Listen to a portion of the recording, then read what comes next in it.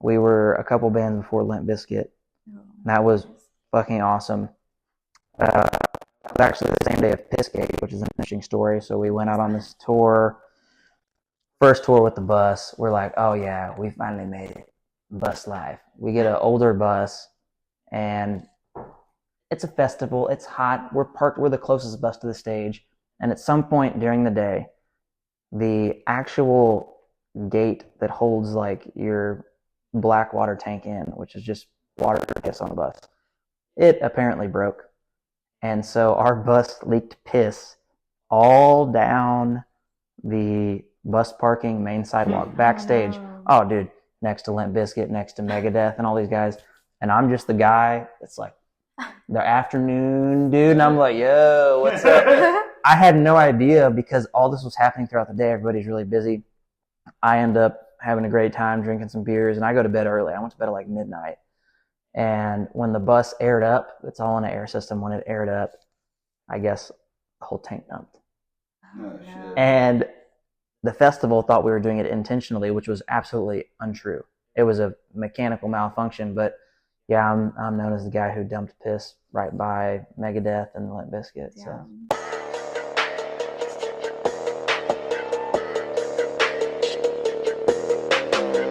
In Vegas, when we were there, I brought you to co-host. They don't know because they haven't seen the footage yet, because neither have I. It's nowhere to be found. But hopefully we get that eventually. And until then, I think you should tell the people exactly what transpired, because we haven't really talked about it. And I posted Well, about you co-hosting and you disappeared. So I did not sell any meth. I did not engage in any distribution of any meth. I didn't offer anybody any meth. I didn't even have any meth. So that should clear the air for now. If the footage doesn't end up in our hands at some point, then we can talk about the specifics of who was involved in these false allegations. That's what I'm leaving you with. perfect. So I fear that the person who has the footage, the only one who does, is missing. No one can find him. Not his own employees, not people that are currently, that he, I guess, owes money for videographer. I don't know, something, some sort of did he little have the arrangement. meth? Dude, maybe he Oh. was, what's that called? Framing me for his Oh crimes. no. Just projecting his little meth dealing onto you. He was just Could be. a distraction. He was shady as fuck, so. Yeah, I don't think I even saw him once. He didn't tell us in person. He just called me, like when he was a Innocent room until away. proven high, I think. Mm-hmm. Well, I didn't do anything. I'm leaving you with. Let's Well, move on to the next thing. I just showed up, so now, we got meth on the table. By Do you want association. any? No, I'm good. This is Okay. exactly what happened in Vegas. Fuck, that was just Good. nuts. Everyone's like, I knew it. That's pretty much exactly what happened in Vegas. You got some Verbatim, meth? just on camera. Well, Austin, welcome to the podcast. Hello. Thank you for joining us, and thank you for your patience and listening to our Mets story. Happy to have you on. And I guess to get started, let's let the people know who you are, a little bit about you, some background, and we'll go from there. On me, I guess. I'm just a Texas boy. I've been touring the country for about a decade, and we've made a bunch of records, and we're still making records and still touring and playing all over the place. I've been doing it since I was probably 17 or 18 years old, and yeah, it's been a little over a decade of a journey. How'd you get into it initially? Like, when did you first know that you were talented musically? I still don't know if I'm talented at all, enough. but I started playing drums for some other folks and like doing the cover band thing while I was in school, A&M, and was just going to play drums and do all that cool shit. And then I kind of got tired of playing other people's music and the cover thing, so I just started making my own music and making what I thought was cool or interesting or different, and some people latched onto it, so I just ran with it, and that was a while back. So I've just been like balls to the wall, just all over the country and into Canada a bit, and just been a consistent, like, I would consider it a slow growth just compared to some friends. Some friends have disappeared off the face of the entertainment industry, and some friends have blown up really fast. So I've kind of been around to see a lot of those waves. So I probably have a little different perspective than others of of the industry just because of that. Do you think there's a difference that you've noticed from seeing that between the people that fall off and the ones that don't? I always think about years ago, I was playing an acoustic show on a Sunday in Fort Worth at Billy Bob's with a guy named Cody Jinks and Austin Alsop. And at the time, Cody Jinks just had like a RV. It was like a Ford F-350 that had like the RV built onto the back of it, where the whole band was kind of bunking up and sleeping on couches and stuff. And before the show, he's like, "Hey, let's go back here and have a drink or whatever." And so we go back there, and I was like, I was young, so of course your first question when you're young to somebody like that is like, "Hey, what should I do? What's your advice?" And he just said, "You got to be too stupid to quit." So I don't know. That's just it's really stuck in my mind for a long time. Just trying to be creative, and like I'm really competitive with myself over anything we create, anything we do. I try to make it better than the last thing I made, which you have to do no matter what your industry is. Like your next project has to be better than your last, whether you're building a house, whether you're creating a song, you know, whatever the hell you're doing. So I'm just really competitive with myself, and I've tried to be direct with my intentions of like, okay, I don't have time to jump around to like different types of jobs and stuff. Like it's just not me. So I've just been really hard nosed and like trying to build a great team around us, and just trying to make sure everything we put out is the best we can do at the time. And it's definitely been a learning experience. I don't know. Do you have any influences? Or growing up, what did you listen to? Like what genre of music? My left leg has a bunch of like bands and album covers and stuff. So if I'm to just look down at my leg and Is that Arctic Monkeys right there? yeah, Arctic Monkeys, Whitesnake, Tom Petty, Deftones, Kings of I have a Leon. Deftones tattoo too. Oh, Nice. so Love it. Audio Slave, Mac Miller, Paramore, Megadeth. Yeah. We kind of combined all those things. The Arctic Monkeys one is dope. I've never seen like that album cover as a tattoo. It's a cool concept. Well, it was the AM record, and my initials are AM, so I was like, you know what? This is sick. That's cool. Very nice. So I told the tattoo artist put it close to my nuts. So that's where it ended up. As you should. Would you ever get your nuts tattooed? Probably not at this point. I think like 5 years ago, I probably would have. Wait, why not now? I'm just older. Too old for that. Yeah, too old for that shit. Dude, that's a young man's game. I think getting your nuts tattooed is a young man's game. They make some glow in the dark ink too, so you could think about the wiener for a bit, but that's it. That is a young man's game. Yeah, I want to get something cool tattooed on my cock. Brian I think did it like a few the years words, ago. something cool. Something cool. If you get it glow in the dark, then Want to see something cool? See what I did there? But you would have to like get light on it. There seems like there would be a lot of prep to the glow in the dark tattoo, because like you'd have to get UV light on it, and for it to glow later, right? Because like the stars you put on your roof when you're a kid, love those things, but they got to see some sunlight to glow later. So you'd have to walk around outside with no pants. That's how that works. That's how it works. So to get a glow in the dark tattoo on your dick, you'd have to be walking around outside. Or a UV flashlight. So you'd have to go prep. You'd have to go prep yourself. So to avoid the lewd and lascivious behavior in public, just have a flashlight aimed at your hog. Huh. Man, I'm still down to do it. I watched a lot of Bill Nye the Science Guy growing up. I'm pretty sure that's how like he would do it. Checks out, yeah. Scientifically, yeah. Yeah, okay. Dude, look, so we were talking about San Francisco. Yeah. Right before we started recording the pod, and we had an interesting discussion. You had a story about something you saw from the bus. Yeah, we started our tour last year. The first date of it that was the actual, tour aside from festivals and stuff. Yeah, we were in San Francisco and pulled up. There's actually more of the story that I haven't told you yet, which is even more interesting. But so we pull up to this venue, and as soon as we pull up, there is some kind of downtown, like, what would you call it, Willie? Remember the guys that pulled up in all the cars that they were like, it was a protest, I guess. Okay. But they had all these flags from these other countries, and they had all their masks on, like they were going to rob a bank and shit. And what year is this? Last year. Okay. Oh shit. Yeah, and they were still masked up, or like like balaclavas. Yeah, exactly. Oh, I thought you meant COVID masks. It honestly looked like a bunch of terrorists to me, and they were just holding like guns and flags out the window, and this is happening while we're parking the bus before we even loaded in. And they're saying stuff in like other languages, and we're just downtown. We're like, okay, I hope nothing happens.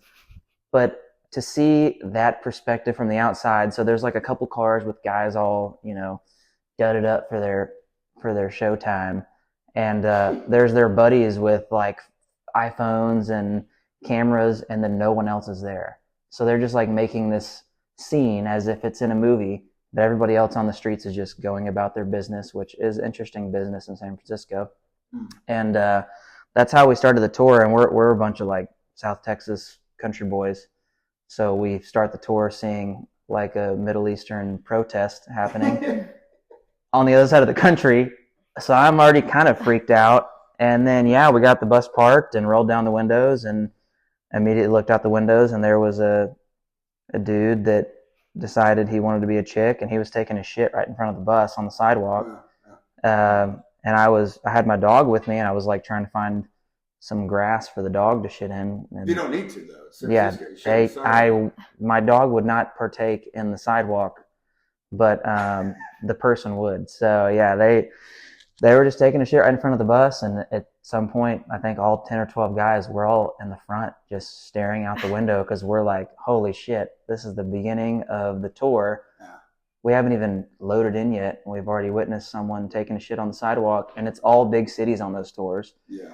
So we're like, man, we're in for some real A+ entertainment. So you saw that protest and then someone shitting on the sidewalk? Within about 10 minutes of each other. In 10 minutes, you got the full San Francisco experience. Yeah, and when I think San Francisco, I think Full House. I think like beautiful, like hippies. Let's go. Like my childhood growing up, seeing the beautiful hills, thinking about longboarders and stuff. And we got there, and it was just not that to me. But the venue was sick. The venue was really cool. The show was fun. It was just everything going on outside. It was really just not really my style. It's unfortunate, yeah. That's crazy that your dog is more well behaved than a human being. There is a lot of human beings that my dog can outclass. Yeah. I'm probably on the line. Dude, so the reason I brought that up is because have you heard of something called Folsom Street Fair?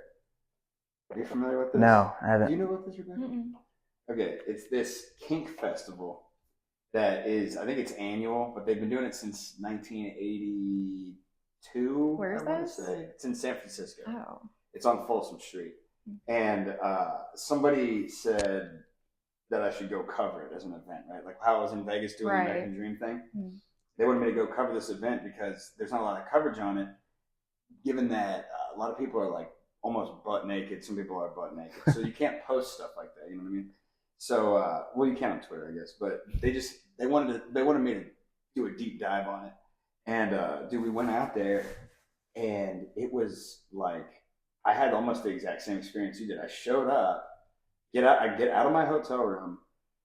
Actually, before I even got to the hotel, when we were pulling up, we had to find somewhere to park that was like covered and had security because we saw 4 or 5 cars in a row, all with their windows smashed out. Yeah. That had been robbed. And then we get out of the hotel. I walked 4 blocks, and I almost stepped in human shit twice in 4 blocks. And then I walked by a homeless guy and his foot was just on fire. And I remember I thought, oh, dude, this is really fucked up. That's some Dragon Ball Z shit. Yeah. He was doing a like the positive way.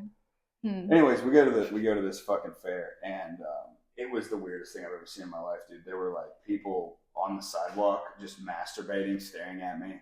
And to like people butt fucking each other. It was insane. It's the eye contact that gets them, I guess. Yeah. This one guy was wearing a bandana like around his head, like with eyes cut out, just staring at me. Yeah, that's San Francisco. I just got back. That's why I brought it up. Gotcha. Yeah, it scarred me for life. What if you were dating a girl and you really liked her, but then you found out she went to that like every year, like she was a regular? Would you still be with her? Yeah. Like she literally, like that's what she looked forward to ever. Like that's her Christmas. That'd be a no for me, dog. Yeah. Yeah, I actually brought a girl to the fair. I didn't realize how fucked up it was. Did you come back with her too, or did she leave early? No. I mean, we with went, that guy. No, With the foot on fire. He's like, fucking hate that guy. she left with the chronic masturbator on the corner of the street. He's quick to business. I get that. Yeah. The only place that is like giving me weirder vibes. Well, there's been a couple because we've been all over the country. But you ever been to Fresno? So we pulled up to Fresno. This is probably 2 years ago to play a show, and where the regular bus parking was supposed to be, there was just like a massive burn hole in like the asphalt. And I was like, hey, I don't think the bus is supposed to park here. And they were like, oh yeah, we were having karaoke a couple nights ago, and a homeless guy lit like a bottle of alcohol and shoved it in this guy's little like Toyota truck while he was on stage singing karaoke, and it exploded the truck. Well, why did he do that? Just for that? I guess they wouldn't let him in the bar or something. But this guy was parked right in front of the door. And yeah, so we get there, and I had to park the bus out back, and dude, there was all kinds of people coming up on bicycles, like, hey, what time y'all load in? I'm like, no, we ain't giving you any information. Ain't knowing shit. But yeah, Fresno has a lot of feces on the sidewalks as well. It's a shit town? It's definitely a shit town. I don't know if they have an actual map like San Francisco does, but there's a lot of that, and pretty much every parking lot we went to go try to find food, there was just busted out windows. And this is the time when they were defunding the police, so the police just wouldn't show up. Right. So it was a whole, it was really, really sad to see, but that was kind of like a real eye-opener tour a couple years ago, just to see the different states in their prime or well, that's another California downfall. city, dude. I know. That makes sense. California's a shithole now. I don't know. San Diego was terrible too, to be honest. I lived there for 2 years. Yeah. And I moved to Texas. I'm not from Texas. I'm from Ohio. Okay. I moved to Texas because I was like, this state seems to have their shit together more than a lot of other places. Well, now everybody from California is coming to Texas, and we could go on this for a while, so we won't. But driving up fucking real estate prices, changing like the values and stuff of just what we grew up in. Midwest is very similar to the South and to the Texas area. We love touring the Midwest because it's a lot of folks that give a shit and can help you out in situations. Like touring is not easy. You're always roped down somewhere. You're always like needing help from another hand, and really it's hard to find whenever you get out to the extremities. I love the Southeast. There's a lot of great shit out there, but especially the West Coast, for me personally, is just kind of tough because there's not like the same mindset of like, hey, let me help out this person, like shake your hand, and oh, we just need a ride here to get this part for the bus or the trailer or whatever, and they'll just drive by you in a lot of the other states. Pretty much every time that we've broken down and gotten a helping hand has been somewhere between like Texas and throughout the Midwest and a little bit of the Southeast. But once we get outside of like west of Arizona, it's kind of tough. So the first song that you had that went viral, that was the Co-Wetzel song, right? Or was Happier Alone was probably the song. Yeah, that was one that Co jumped on. How'd you guys meet? We've been friends for a while, probably about 10 years. So like when he was starting out and still working other jobs, we just became friends really because of a guy named Dre, who was his drummer and then his tour manager for a while. Dre, before he played drums for Co, he'd come out to my like Texas shows, and he'd bring a handful of friends and have a great time. And then when Dre started playing drums for Co, he was like, hey, can we play some shows together? I'm like, dude, absolutely. And this was before he released Noise Complaint. They had just gotten their like old van that says Jesus Saves or Honk If You Love Jesus, something like that. And they opened like a show or two for us, and we had just been friends from that, and then they took off. And then Co was really great to us and had us out on a couple of weekend runs and shorter tours. And then I did like an acoustic tour with him, which is when we recorded that. And we worked with the same producer who was in Denton. Now he's in East Texas. His name's Taylor Kimball. So Kimball told me that whenever they were making one of Co's records after Noise Complaint, that he had been listening a lot to Happier Alone. So then I just reached out and I was like, yo, you want to you want to sing a verse on Happier Alone? And then he was like, absolutely. And we did it on a morning that we were about to go play an acoustic show in Dallas. So it just kind of all fell into place. And yeah, pretty awesome to see how his career's really taken off. The dude is smart, and he always puts stuff back into the business and production, which a lot of people don't. Well, and for you, what was that feeling like, seeing the success and the numbers start to climb and everything like that, and the views after that song? For us, it was great. I mean, it's still definitely a big cornerstone in like my personal career. And I love that it was organic and it wasn't like some label or some manager like reaching out like, hey, I've got this artist and wondering what it'd take to get on this song. There was none of that. It was just two homeboys making music. And I did tell him, I was like, look, if we don't change anything on the original song, because I wanted to like change some of the layout, maybe do a different solo on his version rather than just being the same thing of mine. But he loved the song, and so I was like, all right, I'm down to keep it like this, like you do your shit, but let's do like a B side of the music video. So the music video that we did for it, we went and recorded some, basically like a second point of view where he was the janitor. And we spliced that in with some of the original video footage. And then it just kind of took on a personality of its own. The song is super simple, and maybe that's why it resonates with so many people, because it's just like the simplicity is really easy to relate to, I guess. Like just the feeling of happier alone. Like there's a lot of feelings that can come out of just hearing those two words.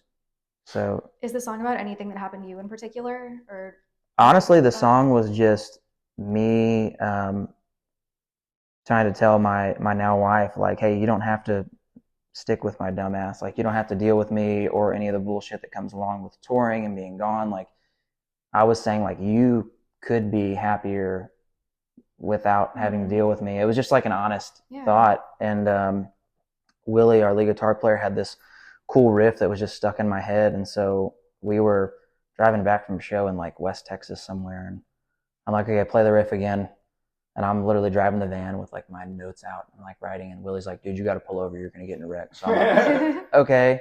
So I wrote that off of just a loop of the same four chords over and over again. And the recording of that is actually the first take of the drums and the bass and like the rhythm guitar. I think we ended up going back and adding like a couple layers of guitars and the solo, but that was the only song we've ever done where it was like, hey, show up in the studio, everybody play it. And usually you play it a couple times. We played it the first time, and the producer, Kimball, he was like, I think that was it. I'm like, what? Like, we got all this gear and all this time. Like, let's do it 10 more times. He's like, no, that was it. I'm like, okay. And that is the song that you hear. So it's kind of interesting. Dude, I feel like every time that I've recorded anything, granted it's video, I don't know dick about music recording, but the first take is almost always one of the best ones. Sometimes, yeah. There's a lot of times where I screw up and it's like, all right, hit it again. Well, yeah, I don't like, if you do it right, if you get it right the first time, sometimes like multiple iterations of the same thing, you end up overproducing something basically. If that You're saying it's sense. like more organic the first time. Yeah. I guess that's. I agree with that for sure. Yeah. A lot of the like new songs that we've been working on, like we'll go write a song and then technology is just crazy now. You can walk out with basically a fully produced demo, and so we'll do that, and we'll go write for a week straight and stay up late and do the whole thing where I'm like, man, I don't know if my voice is feeling the best, but especially over the last 2 years, I feel like my favorite takes are like those raw original vocals, because I'm figuring out the melody, I'm figuring out like the cadence of the words, and it just comes off as authentic most times. So it's hard to recreate like that magical moment of like the original authenticity of whatever kind of entertainment, like music or video or whatever. I know whenever we're shooting music videos, there's like a ton of takes because you're trying to get people to walk by at certain times. There's a lot more to it. We're back. The camera died. Okay, so I don't really remember what we were talking about, but we got into off camera talking about the OKC bombing. Yeah.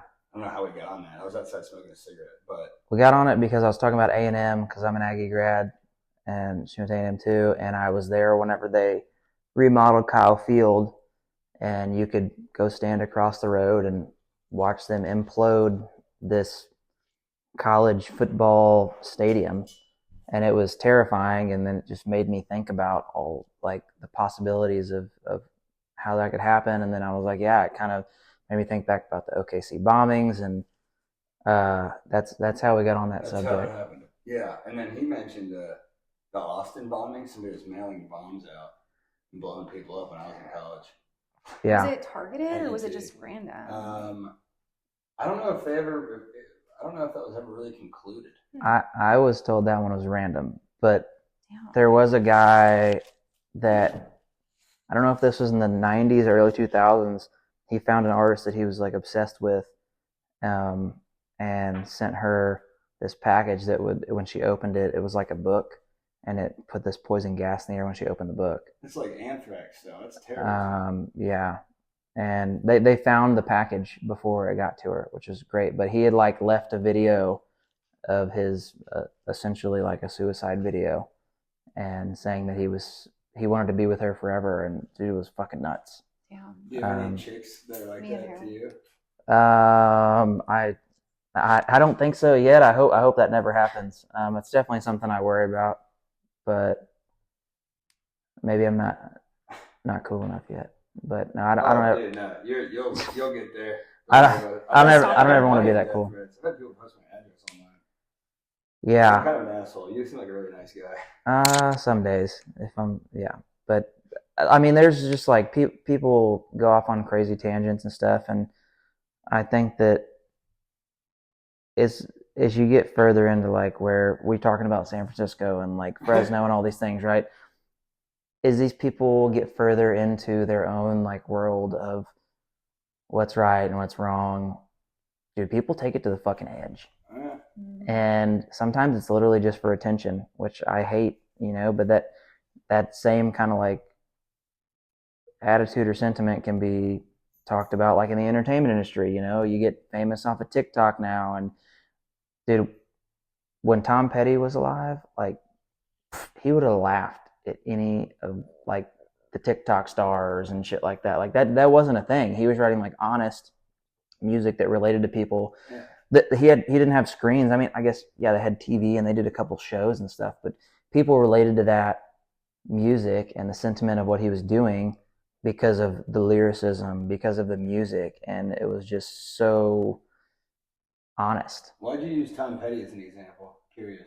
I just love the way he created so many feelings from very simple words, and I feel somewhere down in my heart, I guess, that we come from a similar background. Maybe I started kind of in the country world, and then got into the rock stuff and do rock and metal festivals now. And Tom Petty was always the guy that seemed to me like a country songwriter, but he was writing what was considered like rock music at the time. Yeah, no, I agree. I totally agree. It seems like almost like a John Denver, but with rock and roll sprinkled. I always feel like with the Tom Petty stuff too, he was, from the outside looking in, obviously, he seemed really laid back all the time, like with his music and his delivery. And I got to see him before he passed, and the show was just a very welcoming experience. And there was no bullshit pushed on people. Now it's like all these pop stars, like they're going to push their political agenda on you. I never felt that when I was listening to him, and when I saw him live, it was like it was about the music and about the feeling and about bringing people into this experience. I always love to relate concerts to almost like a stay-at-home vacation. Like that's why I do it. I want to create music that like takes people out of their bullshit for a minute and like escapism. Right, like let you experience, whether it's a 3-minute song, a 5-minute song, whatever it is, like you're experiencing that music, which is way more than just music. It's like a thing where you can see someone on the other side of whether it's a tiny club or a big arena, you're in there with other people that you don't know, but you're singing the same songs, and you're feeling some type of feeling that is probably relatable to that person on the other side of the room.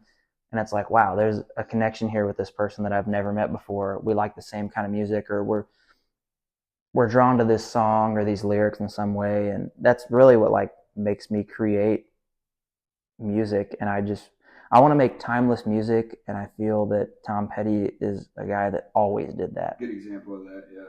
Dude, I was on Twitter the other day, and there's people posting about they're literally saying our side has these rappers, like this is who's voting for Kamala Harris, and then your side has these rappers. It's like a weird like competition of popularity based on which celebrities are endorsing who, which not only is a fucking horrible way to determine who to vote for, but also is really pathetic because it's like what you're saying. It takes it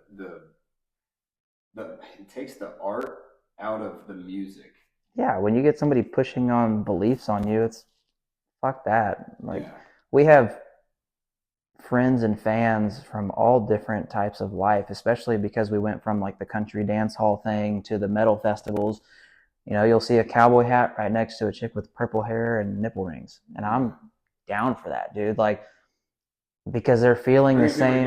Yeah, it really is. Like folks that you would normally see hanging out, you come to our shows and like you've now got everybody headbanging, and then if it's a song, like we have a song called Cave In, and there's a line in there that says, I wish that you would fuck me like you gave a damn. And that's one of my favorite times of the show because it's a really honest lyric. And I see people from all walks of life, all ages, all different types of backgrounds. You could tell by the way they dress when they walk in. Like you get your guy walking in with the starched jeans and the cowboy hat like a good country boy. And then you got somebody that's probably from Fresno. And they're already just like, they're all invested in these lyrics and they're singing it. They're like, I wish that you would fucking be like, you gave a damn. And it's so cool for me to see from my point of view, to see the just unification of some type of feeling out there. America. It really is, yeah. Yeah. Saying whatever the fuck you want. That's the great point of songwriting is there's no rules. You could say whatever. That's the end game, really, in a certain capacity, is to be able to say whatever you want because we can still do that in America. Yeah. You know, for now, we'll see what happens, but I don't know, man. I say a lot of crazy shit, and I'm worried that it's getting to the point where they're going to start putting people in fucking jail like they do in some of these other Western countries. Yeah. For saying certain things. Well, I never will be rich enough to have a massive building named after me or like a town hall square or anything. So I put it all into the records, and hopefully those things. Are you guys putting vinyls out? Yeah, we got vinyl's a big seller. Yeah. That vinyl's making a comeback. Why is that, in your opinion?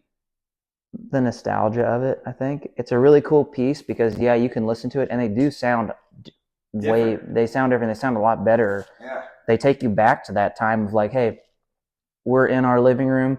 I'm going to put on a record. Like, you're not going to skip a song. Everybody just puts it on and listens, hangs out, has a good time. You hear the record for the entirety of it. I think that's one reason. And then two, just the size of it. Like you can put it on your wall, get it signed, hang it. It's a piece of art. Mm-hmm. And like in all of our vinyls, I put all the lyrics in there on like this pull-out page. And so you get more than just the song. You're getting a product, which includes extra photos that might not have been the album cover. Because when you see your streaming services, you see one photo, right? And in the vinyls, you have usually at least 4 tabs, and now that they've pulled CD players from most cars, CDs kind of have been on the decline sales-wise for many years, but the vinyls are just kind of a piece of memorabilia. It's cool to walk into a house and see like vinyls on the wall and have them beside your TV. It's like an art piece. Did you ever pull out one of your old man's old records and you can kind of hear the parties that it's been through when you play it? You know what I mean? Yeah, my dad's a big 80s hair metal and rock guy. And you can hear the cocaine being snorted off the tits. There's something there. Yeah, I've heard many stories between my dad and my uncle about house parties and stuff. And it's funny to think about like your dad throwing a party. And now I have a son. Now I'm like, oh shit. How old's your son? 1. He's 1? Yeah. Little toad. Nice, dude. That's cool. I got a 7-year-old. Dude, that's my son ended up has become exactly like me, like I was at that age, and Uh, I'm not even really around him that much. So that's a trip, dude. Having a kid is a trip. Well, I was gonna ask you though about you. You know, you said your dad had some parties and whatnot or whatever. Um, what's your rock and roll party lifestyle like? it's definitely changed. Some may say boring. I say more organized now. Yeah, I I'm in my 30s now, so I've really tried to get my shit together. yeah, Honestly, it's just a different. It's a young man's game, just like getting your wiener tattooed, you know. yeah, And yeah. I think you have to organize your time because you realize that there's like time is the most limited resource in the entire world, and if you just waste it away on random bullshit, then you get to the end of the week or the end of the month or even the end of the day, and you're like, wow, I did nothing productive today. So I've really tried to kind of change that over the last, I don't know, 5 or 6 So you're years. not partying anymore, is what you're saying? I like to have some drinks. I have a good time, Okay. What's the but craziest story you got from the road? fuck. Is There's your a wife gonna get pissed if you tell us? no. She's been a part of a lot of them. She's a trooper. That's amazing. I mean, crazy can be construed as many different things. I have some funny shit that happened recently. Like we, sometimes I wear an orange jumpsuit on stage, and I think our bus was down for the weekend, so we took the old van. We were like, yeah, fuck it, let's take the van. And we go after this show, or we're driving across multiple states, so we stop to get fuel, and there's a Taco Bell next door. I'm like, dude, party box, let's go. You know, we got our DD. He's having a great time. He's hungry. Everybody else is hammered and super hungry. So I go into this Taco Bell, still in the same stuff I was wearing on stage, which is an orange jumpsuit, and we're in a van that looks. I mean, it's all blacked out. So I go into the Taco Bell and there's no one there. And the employees, I see them like peeking out from the back. You know, on Ricky Bobby, whenever the guy's hiding, he's like, "Wait, he's been alive the whole time." That's kind of how the employees were acting. And They anyways, thought you just busted out of fucking jail. exactly, yeah. But I didn't know that, so I'm like, You didn't think about that? no, I was hungry, dude. I'm like 8 beers deep. I'm like, dude, I'm having a good time. I need a couple party boxes for this van out They're here. looking at you and then you go, I didn't wearing a even jumpsuit again. I didn't realize that until we got back into the van because I walked across to go get this stuff for the guys, and I'm like, yo, I need some tacos, and they're like, oh, the manager's not here, and I'm like, I'm pissed. This is like 2 a.m, and I'm like, you're telling me none of you fuckers that work at Taco Bell can make a goddamn taco? Was that So the manager there? I'm going off, yeah. So I'm just Wasted rage. just pissed off. So I walk out and I'm laughing out the door like some Joker type scene, and I go up to Willie and I'm like, dude, you'll never guess, Taco Bell can't make fucking tacos. He's like, no way. So he goes in to investigate because he's always like the secondary investigator in every situation. And he walks in, he walks out less than 5 minutes later with 2 party boxes. I'm like, Oh no. what? And he They gets just thought you broke out of jail. dude, they thought I broke out of jail. And then in comes Officer Willie, who just, is all put together. He still got his black shirt on and his black pants, but not an orange jumpsuit. Uh-huh. And he's like, dude, they were really nice to me. They got me everything I needed. I'm like, well, what the fuck is different from me than him? And then, one of our guys in the back's like, dude, you look like you just got out of jail. I'm just like, oh my god. Where's the orange jumpsuit come from? It's like a flight suit. I don't know. I just thought it was cool. We love to go to military surplus stores and just find cool shit. I love camo. It's just showmanship, essentially. I guess so. Yeah, pretty much showmanship. Just wearing random shit. That's one of the coolest parts about shows. You can do whatever you want. Performance, yeah. I mean, everybody is like, oh, back in the day, it was you gotta have leather pants and the big hair in the '80s and that whole thing and the eyeliner and shit. And I mean, dude, I can walk on with what I'm wearing now. I think I'd probably get more people there if I walked on with like nothing. Yeah, I think that would be. That's why I didn't wear a shirt. It looks like I'm naked sitting here.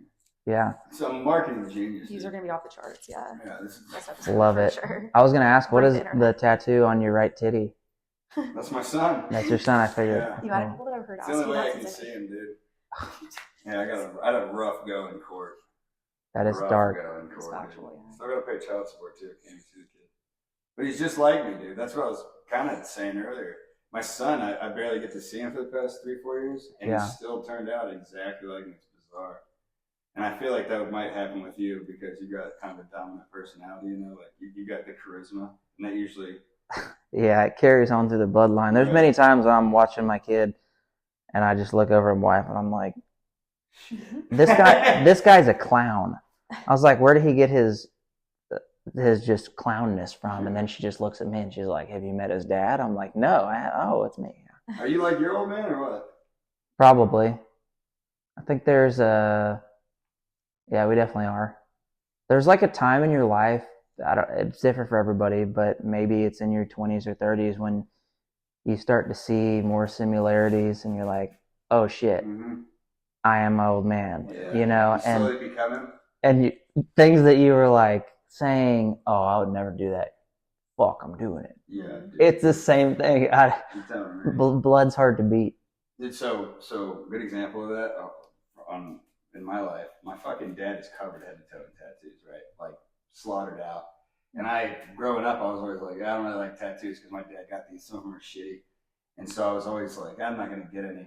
And then I was like around like I had a couple, but then all of a sudden like a year ago, right around the time I 31, I got sober, and then I just started getting tattoos left and right. And then one day, my buddy Eli's like, dude, you're becoming just like your dad. I was like, fuck, dude. Yeah. My dad's an insane person, dude. You know what I mean? So it's like, I gotta walk the razor's edge to make sure I don't fall off and just lose my mind, you know?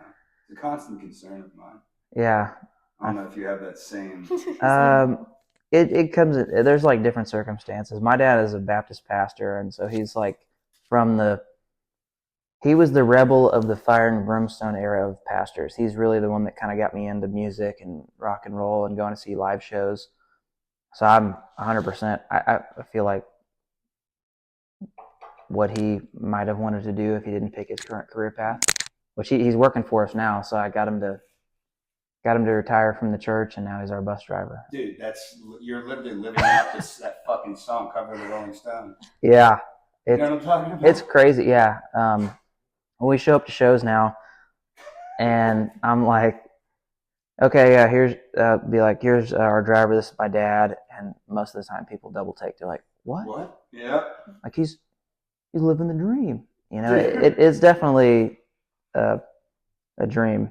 There's like a lot of things that go on that with traveling so much and with the logistics of just shit that you don't think about if you're not on the road constantly. So introducing that to the rest of my family has been interesting. And then they realize how hard you fucking work, probably. I think that is what has definitely come to fruition over the last couple of years. Trying to survive, and people have no idea how much work it takes to go on the road. I didn't even really know until I went on tour with my buddy Uncle Lazer's comedian, and just the logistics of it all was fucking nuts. My dad actually was driving us around too. Nice. Yeah. I would love the comedian lifestyle. I feel like because there's no gear. Dude, yeah. Well, so that's what when I think about it. So I've got a lot of buddies that are musicians, but I've never been musically inclined, so I never was really involved with that. But I think the same thing, dude. Yeah. It's like you guys have fucking a drum kit, guitars, amps, lights. Oh, yeah. Like there's a soundboard. There's all kinds of production. Shit. There's a lot of shit. And you know, I don't know if you have a ton of like fucking roadies or whatever, the dudes that fucking do all that stuff. Crew members, yeah, it depends on the day. But if you don't have that, then you gotta move all that shit too. So comedians are just free balling it, rolling around the place. But they don't get paid as much either. And they don't get the respect. Trust me, they don't get the respect that musicians do. I feel musicians are a lot higher on the entertainment totem pole. I mean, that's a good thought. I didn't know that from the outside looking in. I have no idea. But when I see a comedian sell out an arena, well, if you're huge, I'm like, holy shit, this guy's making the dough. Like he showed up with not even his own microphone. Yeah. He just showed up with his brain and the jokes. And I'm like, fuck. Well, the guys that are huge do. But when you're still at the working, the blue collar comedian level, you know, they don't get paid a ton, and they don't get the respect that I think they deserve. It's a very hard working profession. You know, entertainment. It's also entertainment is the first thing that when times get tough, where are you gonna cut your budget? Because times get tough, right? Are you still going to go to that show that you were going to blow a couple $100 at? Or, I mean, now you have fucking Ticketmaster just ruining everyone, you know? And okay, let's say you want to go see a really big show, let's say like a Zach Bryan show, right?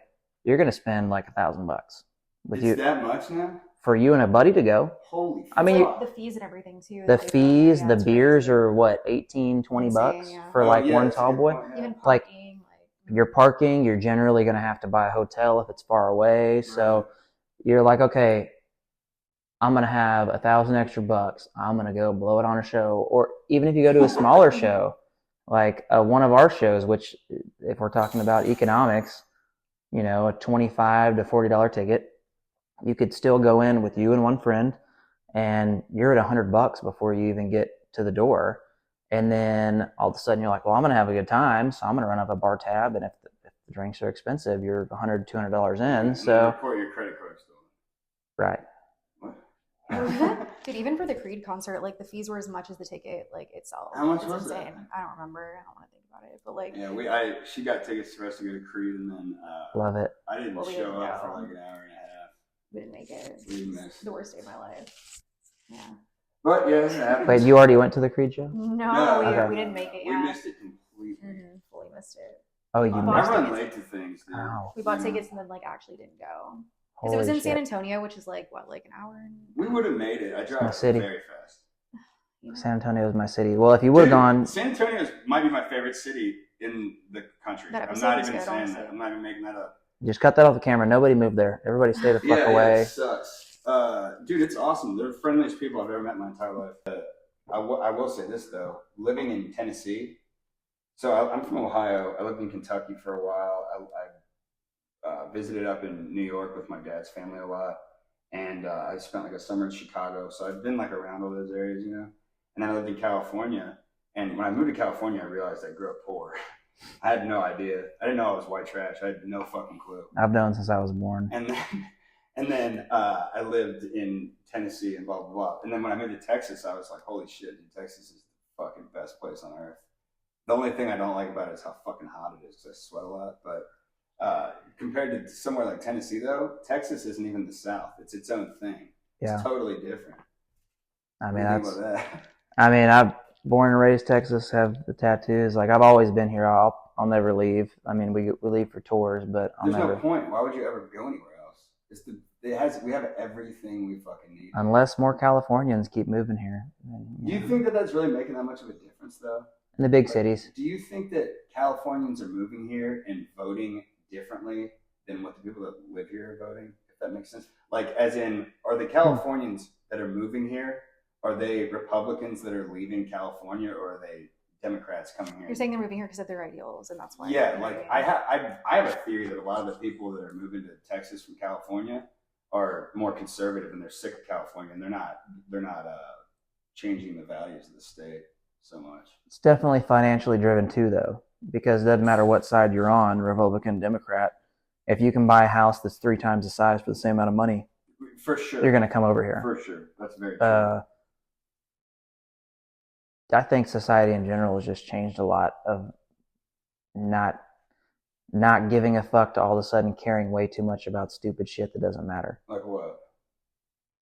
Fucking just mind your own business and do your own shit kind of a thing. Like, you think Kurt Cobain wouldn't have been canceled 20 times if he was here right now today? Like, he would have been the first one that would have been, you know, crucified for saying whatever the fuck he wanted. I just feel like these days people care way too much about shit that doesn't matter, and they keep bringing up shit that if you would just let it go and maybe not bring it to the center of social media's attention, it wouldn't just bubble up. And all these people that have nothing to do and they get too bored at their house, they're like, oh, I got to believe in something. I got to fight for something. Karens. All of a sudden, they're going to show up and they're going to make some big deal online, though they have nothing to do with it. And I feel like that's what's kind of wrong with America right now, is thinking too much about, in my opinion, trivial shit. Other countries, like all of our tax dollars are going overseas rather than helping folks out here, which has been time and time again. Yeah, dude, a thing. America's becoming a fucking show company. And they penalize business owners for having their own business by these crazy tax rates and shit. Like, we go out and create something new that gets people out to towns and to cities to to buy the hotel room, to buy the booze, whatever, to like go out to eat and have a dinner. No matter if you're sober or not, like there's an entertainment value that goes along with like these traveling bands and whatever comedians, and it's not just that, but anybody that owns their own business, quite frankly, gets fucked on taxes and penalties and things, and they scrutinize these people that create something that is what was supposed to make America like America. Like fostering community. Well, the Dude, foundation, yeah. Look at fucking what's going on in North Carolina right now. Yeah. It's a perfect example, dude. We send millions and billions of dollars to Ukraine and to fucking Israel, and then something happens here at home, and the federal government does jack shit. It's worse than Katrina, which is arguably the one of, if not the most worst, the worst handled disasters in the history of at least in the history of this fucking country. I have a short story about Katrina if you want to hear it. Go for it. So Dad's a Baptist pastor. We were in a town called Brenham, Texas, which is where they make Bluebell ice cream. It's right between Austin and Houston.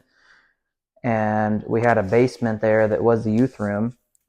And when Katrina happened, they opened the doors to folks that needed a place to come from that area that got swamped. Right. So we ended up with somewhere between 50 and 100 folks that were displaced from their houses, that were just living on cots in the basement of the church for a couple months. And no one came to help that. That was literally the open-heartedness of the people that were living in the city of Brenham, being like, hey, you have nowhere to go. Come on, like, we'll feed you. We'll give you a place to sleep. We'll figure out how to get you a job, like all these things. There wasn't any government coming in there helping with that. That was the hometown city opening their arms and saying, hey, you're in need. Like, let's help you out. Like, let's send you out to try to find a place to be a better version of what you've been given, which was fucking nothing. Right. I still see a lot of those single wide trailers in this area and down in San Antonio from like the Katrina times, where they built a bunch of single wide trailers, and then the government sent these out to try to house people. Really shittily built mobile homes. Naturally. They would just stick them wherever, and then all of a sudden somebody's plan. Oh, dude, nothing. No They just shits, no built a bunch of shit. But the reason I bring that up is because you had mentioned that. I saw that firsthand. Like, my dad was the lead pastor of this church, and we had people living in the basement for a couple months that we didn't know at all. These folks just found out from their buddy that there was a place to sleep in this church basement, and the people in that community were like, all right, let's help these folks out. And I'm sure, I was younger. I was in like junior high, so I'm sure there's a bunch of shit that went on behind the scenes that I didn't know about. I just saw from a child's point of view, like what happened. And I saw the community come together and help these folks out from a absolute shit position. And I don't understand why we don't see that type of behavior from the government that we give all of our tax money to. Because there's no incentive for the government to do a good job. What's going to happen if if FEMA doesn't do a good job? They're not going to get fucking... There's just no penalty. They're not. Yeah, nothing's going to happen. They're not going to be chastised. They're not going to be... Yeah. There's going to be no consequences for them. They're just going to keep doing the same thing. They're not going to get defunded. Yeah. Not to get all political and shit, but it's the same thing's happening right now, though. It's what you were talking about. It's private citizens, individuals in the communities that care about people. They're the ones that are going to North Carolina and helping people out, and the fucking government's laying everybody out to hanging everybody out to dry again. I crack up at the memes of like the Joel Osteen thing, where he's like locking his door or whatever. Right. Yeah. That probably happened because nobody else was going to help him out, and he has built these things of, these buildings and these goods and services that people come to, and he probably found out that nobody was going to back him up. So if he got fucked, like if somebody decided to burn down his building or rob him or ruin these things that he's built, the government wasn't going to help him out. That's how I think about that a lot with all these hurricanes coming up. The one that's coming right now to Florida, dude. Tampa. Dude, They just got hit. They just got hit. Well, Florida's, I think, more used to shit like that, so they'll probably be a little better prepared. But that shit in North Carolina's out of control. I can't believe that thing was that powerful that far into the states. That is unthinkable for me to have that much damage from a natural disaster that far away from the Gulf of Mexico, from the coast. You know what's really fucked up? They're not even reporting the actual numbers of deaths because we're about to come into an election, so nobody wants to actually talk about how bad it really is. Think about that. Yeah. You know? Yeah, not to make it dark or anything. I don't even know how the hell we got down this path, but It's a tragedy to think about that shit. But yeah, it's crazy. Bring it up lighter. Yeah. I mean, honestly, I'm listening to what you're saying. I don't know. Well, I guess we could go back to talk like music's a good. Let's talk about you going from country to rock. Like, when did that happen? Not that you don't do country anymore, but what influenced you adding that in and kind of combining the two? Because I know you did a song with Danny Worsnop as well, right? Yeah. I've always been like a heavy metal baby, I guess. And I just love songwriters. And I think songwriting, there's no cage to put in songwriting. A good song in metal or rock can also be a good song in country. To me, it comes down to like the melody and the lyrics and what you're trying to get across with that song.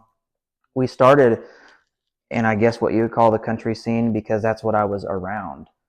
Like, I went to many pasture parties in high school where we were jamming Cross Canadian Ragweed and Stoney LaRue and Wade Bowen and all these guys. That's crazy, yeah. And then all of a sudden I was like, I guess I'm going to do this. And then I ended up making friends with Cody Canada and Wade and Stoney and all those guys. And they had really open arms. They were super welcoming to somebody that wanted to do real songwriting. And it's recognized for sure between people who do it for a living versus folks that just kind of pop off online for whatever reason. But whenever they gave me opportunities to open for them, it was mostly dance halls and kind of like there's like the Wild West, Cedar Park and type venues, and that's where people were coming to see the music. So we did a lot of that, and then we naturally just started getting heavier and heavier. There's been multiple people in the band over the last decade for sure, but David Willie, who's here, I met him through my old roommate. He moved here from California with his metal band and then ended up working at the Radisson in downtown Austin. And I met him and we needed a guitar player and he was like, hell yeah, I'm in.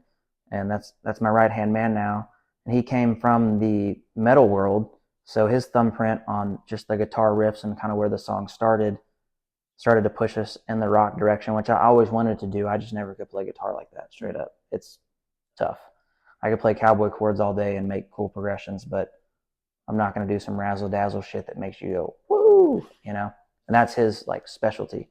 So whenever he came in, the song started kind of going in that direction. And maybe there was a little bit of angst in there, too, in the songwriting. The record Black Sheep came out in 2021. That was, like, the Happier Alone record. And that was me as a songwriter and lyrically just being like, okay, here's what I am, and if you guys like it, cool. If not, then I guess I'm going to die on this cross. And people loved it. So I was like, okay, I guess I'm going to do more of this.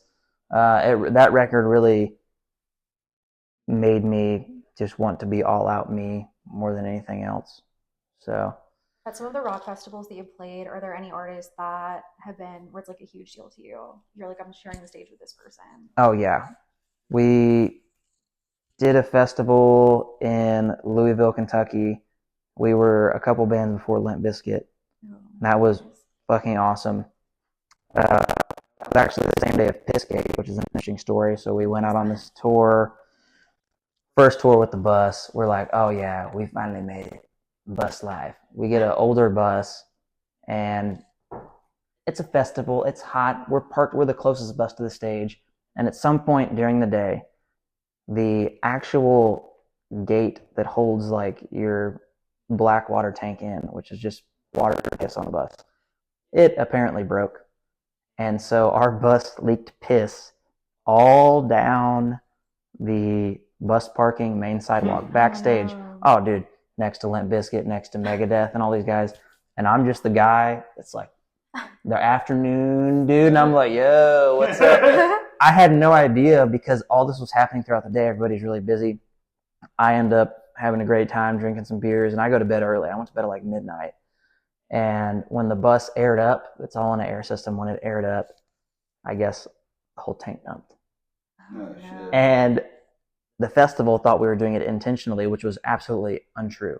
It was a mechanical malfunction, but yeah, I'm known as the guy who dumped piss right by Megadeth and Limp Bizkit, so pretty sick. Well, you've been apparently accused of things you didn't do on purpose either. Yeah. Speaking of which, he just responded to me actually about the video from Vegas. Like moments ago, yeah. Perfect. He said we're gonna get it, guys. So TBD, we'll see. Hey, I got a question that I did not come up with myself. I stole it from him. Where does creativity come from? That's a good one. That's a great question. Whenever we're writing a song or even like making a music video, it's this weird thing. I feel like something drops from the universe, whether it's God or just a thought that you had in the back of your head for months or years. Things present themselves in the room when you're creating something, and I just get latched onto them. We wrote a song just a couple weeks ago about my grandfather, he was one of my best friends, and he passed last August. And I found this old voicemail on my old phone of him, and that was like the last time I'd heard him talk. And I'm like, dude, I have to write this song today with these people around me about this voicemail, and what I would say to him now.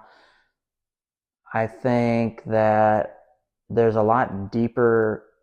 Creativity doesn't just happen in like a day. It's from experiences. And usually for me, it's like the bad shit that happens. And then I got to get it out. So I've never been like a therapy dude or any of that shit. But when I go to a song write, oh, that's like my therapy shit. I'm in there. I'm going to pour it all out. And maybe that's what makes people want to listen to the music, is because they feel like they've been in that situation before or a similar situation, which is also why I kind of hate explaining my meaning behind songs. Because what if somebody loved this song so much and it meant something different? Then they're like, oh, fuck that song. That was my favorite until now.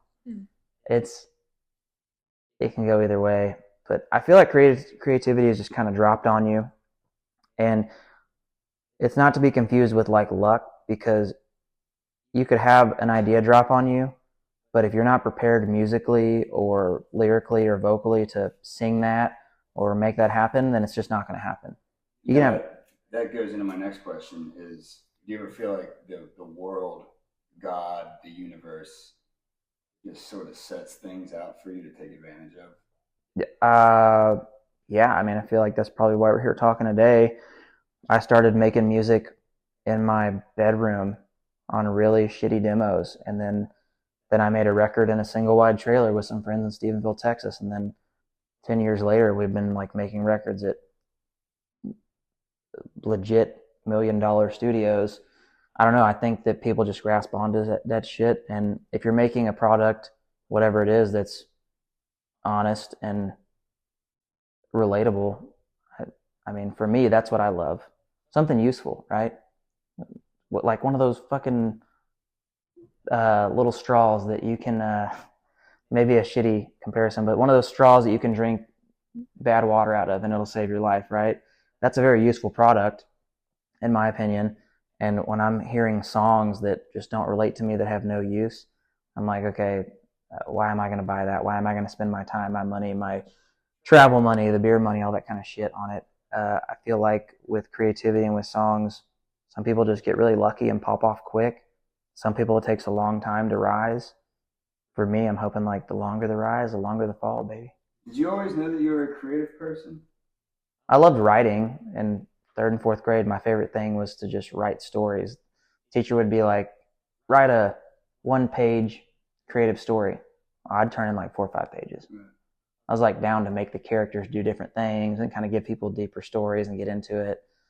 Did you know that was creative though? No. When did you realize that you were actually like a creator, really? Musically, probably 3 or 4 years ago. Yeah. But now I feel like I'm not a creator because I'm not some TikTok star and I don't sit in front of my phone and do dances and shit. So I think the word creator has kind of changed over the last couple of years because of social media. Yeah. Again, Tom Petty would fucking laugh at TikTok, I think. One of the greatest songwriters of all times. Ryan Adams probably would too. It's one of my favorite songwriters as well. But What are your thoughts on creative people also being some of the most destructive people, internally or externally? oh, it's true. It's true for sure. Like you have to either put those feelings into the song and just relive that moment in the song and let it go, or you let it destroy you. Is kind of the other alternative route to it. Which I think a lot of artists allow themselves to kind of self-destruct from not letting those thoughts go. But for me, I put them down on the paper and then let them go with the song. So it's October, scariest month, my favorite month personally. Do you have any paranormal experiences that you've had that you can think of? He said he was from Kentucky, and one time we were on tour actually with ZZ Top, and we decided to make like a pit stop on an off day in Lexington, Kentucky. And I'm always looking for the cheapest hotel deals because that's me, baby. And there was a brand new grand opening of Hotel Lex. So we pull up to Hotel Lex. It was like $40 a night, which was ridiculously cheap because the pictures looked amazing. We get there, immediately realize the pictures are a lie. But it's right across the street from the Spearmint Rhino. And we pull up during happy hour. Like $3 burgers, $2 beers.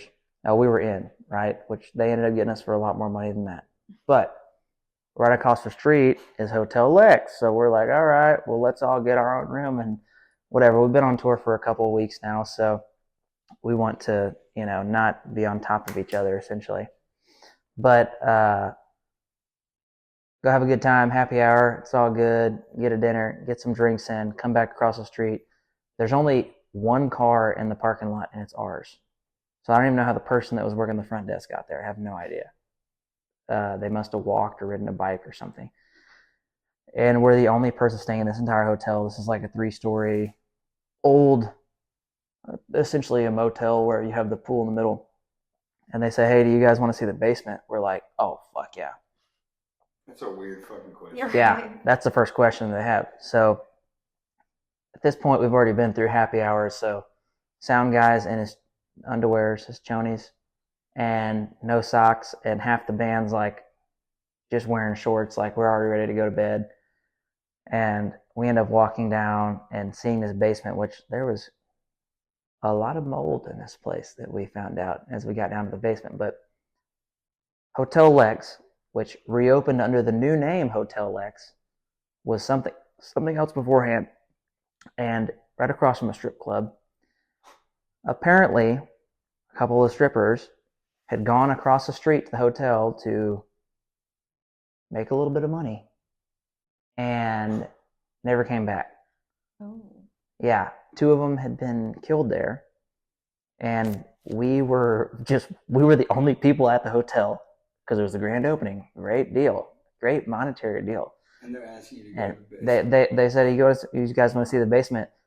We're 10 guys deep. Like, who's gonna fuck with us? It'd be hard, All right. especially like a bunch of touring musicians. I got some big boys on the squad, so I'm like, let's go. And then I start to see caution tape, and I'm like, oh, this is not good. This is going down. And we ended up going down into this basement, which was like a kitchen. It was the creepiest thing I've ever seen.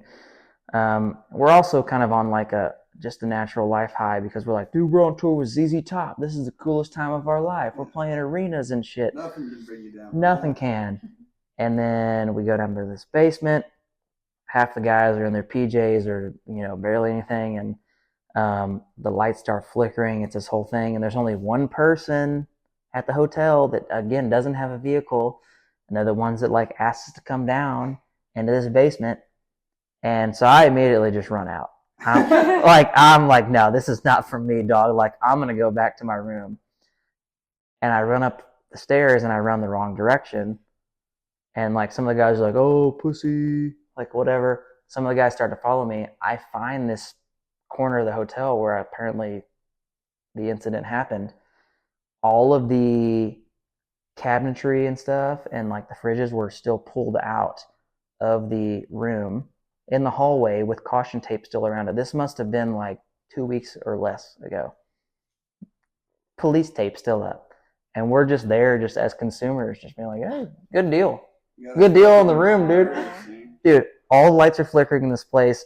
It was one of the creepiest things. And some of the guys had said that, oh dude, I felt some spirits, I felt some weird stuff as soon as we pulled up. I'm like, well, yeah, no shit.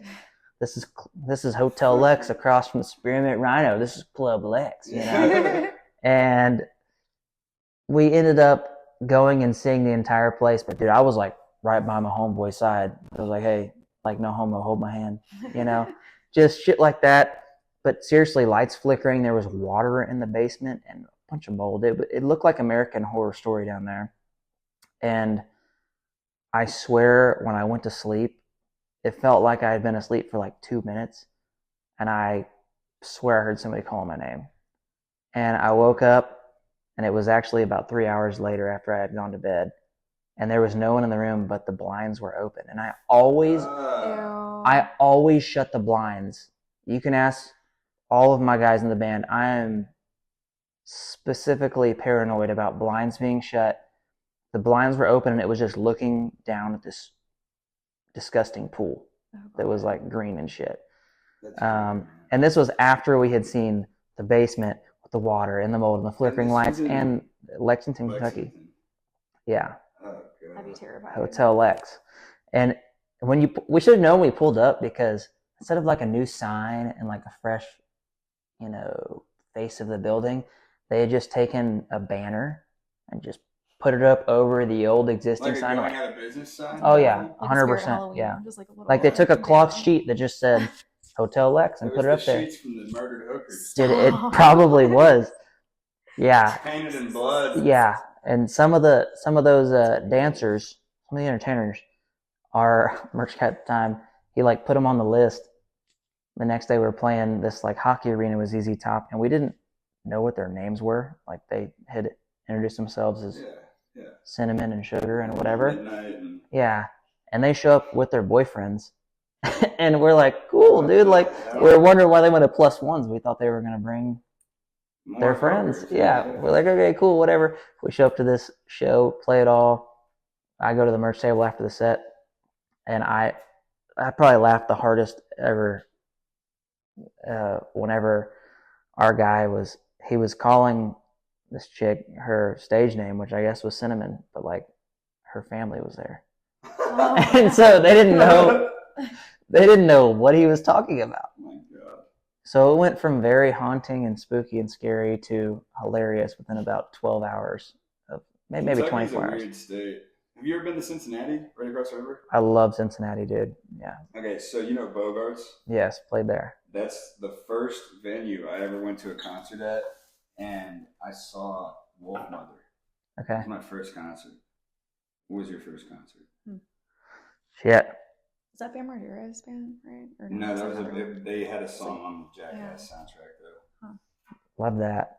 One of the highest times in my life, I was actually watching Jackass 3D without the glasses, and I thought it was still 3D. But the question was first concert. I can't remember the exact first one. Like my dad, like I said, was a Baptist pastor, so I went to a lot of Christian concerts as essentially, retreats or whatever you'd call it, like a field trip type thing.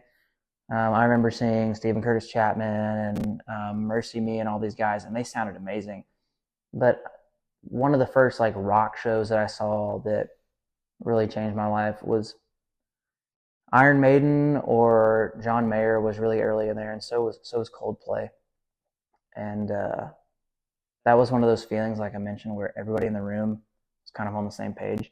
You were like focused in on the song.